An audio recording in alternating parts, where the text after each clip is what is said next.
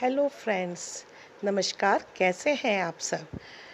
आज फिर मैं आपके सामने उपस्थित हुई हूँ एक नई परमार्थी बहुत ही अच्छी कहानी लेके।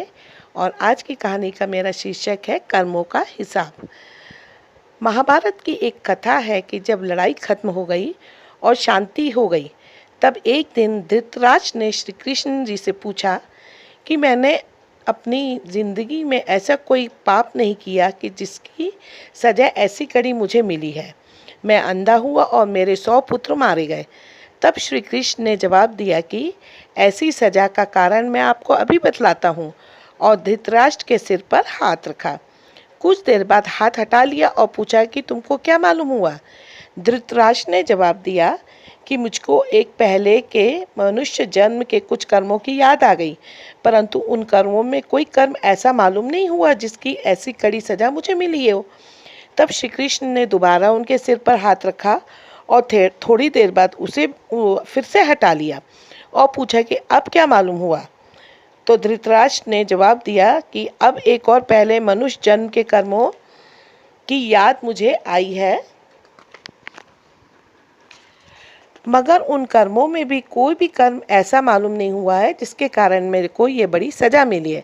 इस तरह से 6 बार श्री कृष्ण ने उनके सिर पे हाथ रखा और 6 मनुष्य जन्म होने में कोई कर्म ऐसा न निकला जो उनको ऐसे दंड का अधिकारी बनाता। जब 7वीं बार श्री कृष्ण ने धृतराष्ट्र के सिर पे हाथ रखा, तब हाथ हटाने पर धृतराष्ट्र ने कहा कि इस 7वें जन्म में एक कर्म ऐसा मालूम होता है और उस कर्म का बयान मैं इस तरह से आपको बताता हूँ कि उस जन्म में मैं एक बहुत बहादुर आदमी था। एक बात की बात है, मैं एक राजा के यहाँ नौकरी करने को गया। राजा ने पूछा कि तुम क्या तनख्वाह लोगे। मैंने जवाब दिया कि मैं 1 सहस्त्र रुपये माहवार तनख्वाह लूँगा।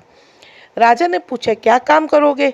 मैंने कहा कि मैं वो काम करूँगा कि जो आपके यहाँ कोई ना कर सके।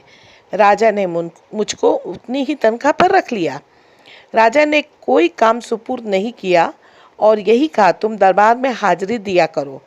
कुछ साल इस तरह से बीत गए और मैं उनके यहाँ पे तनख्वाह लेता रहा और दरबार में हाजिरी देता रहा। एक समय की बात है, राजा बहुत बीमार पड़ा। वेदों ने बहुत इलाज किया मगर बीमारी बढ़ती गई, कोई फ़ायदा नहीं हुआ और राजा मौत के करीब आ गया। वेदों ने कहा कि रोग असाध्य हो गया और हमारा काबू नहीं है। तब मंत्री वगैरह ने किसी दूसरे देश के एक बहुत मशहूर वैद्य को बुलाया। उन्होंने राजा की नब्ज़ को देखा और सब हाल देखकर कहा कि यह मर्ज अच्छा हो सकता है। इसकी एक ही दवा है मगर उस दवा का मिलना बहुत मुश्किल है। राजा ने कहा आप बताइए, अगर मिल सकेगी तो मैं मंगवाऊंगा। वैद्य ने कहा अमुक देश में एक महाभयंकर जंगल है, वहाँ बड़े बड़े खूंखार जानवर रहते हैं। उनमें एक जानवर इसी शक्ल का और बड़ा खूंखार है। वो जिंदा लाया जावे और यही मरवा कर उसका कलेजा ताज़ा निकलवाया जाकर अगर घिसकर आपको पिलाया जाए तो आपका रोग दूर हो सकता है, परंतु कोई मनुष्य उसको जिंदा नहीं ला सकता। राजा ने अपने सब नौकरों से पूछा कि भाई तुम में से कोई इस काम को कर सकते हो। सबने साफ जवाब ना में दे दिया और कहा कि महाराज हमसे ये काम नहीं हो सकता।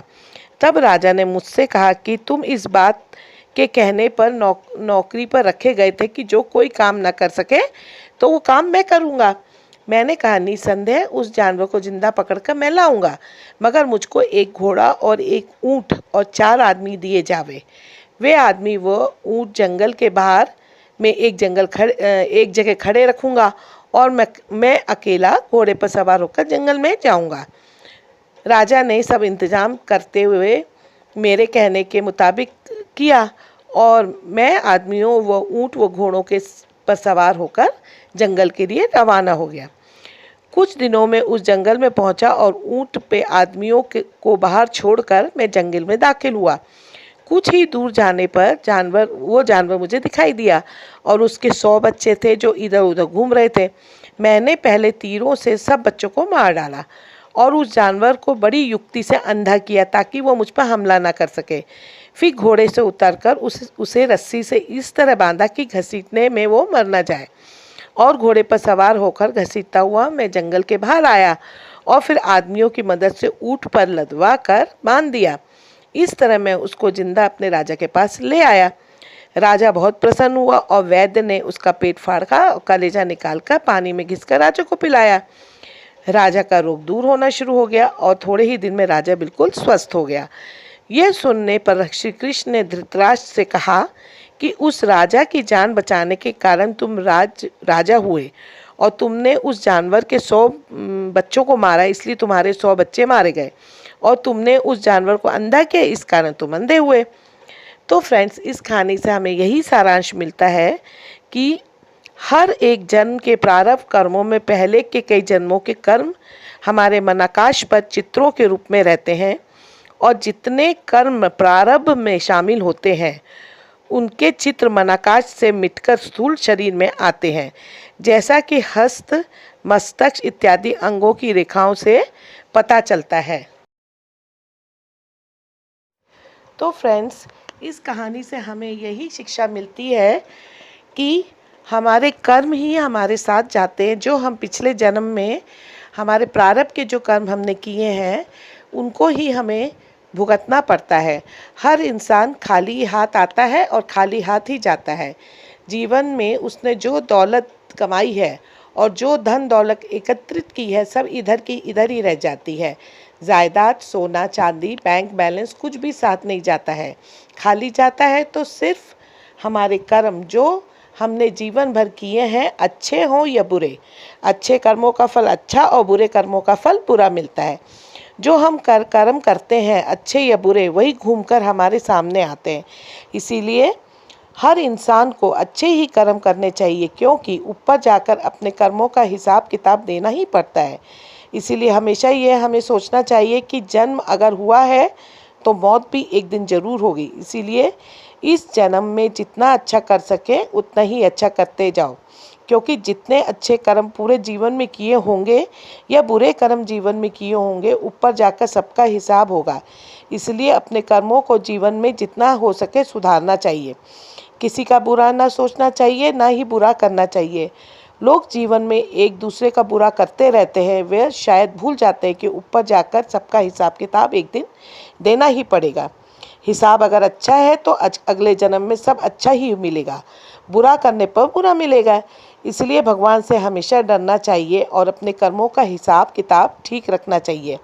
अगर आज अच्छा करते रहोगे, किसी को तंग नहीं करना, किसी का पैसा नहीं खाना, जीवन में इंसानियत सबसे पहले निभाना, जितना हो सके समाज में चारों ओर अच्छा ही करना, यही सब कर्मों का अच्छा करना ही ऊपर जाने के लिए अपने कर्मों का हिसाब किताब देने की तैयारी ही है। तो फ्रेंड्स, आशा करती हूँ कि आप लोगों को आज के मेरी ये वीडियो पसंद आई होगी, जो कि मैंने कर्मों के हिसाब पे बनाई है।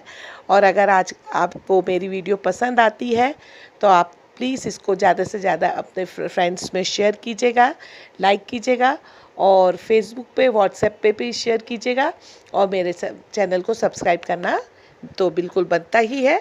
तो इसी तरह की नई स्टोरीज़, लघु स्टोरीज़ को लेके, परमार्थी स्टोरीज़ को लेके मैं आपके सामने फिर जल्दी ही उपस्थित होंगी। तब तक के लिए धन्यवाद।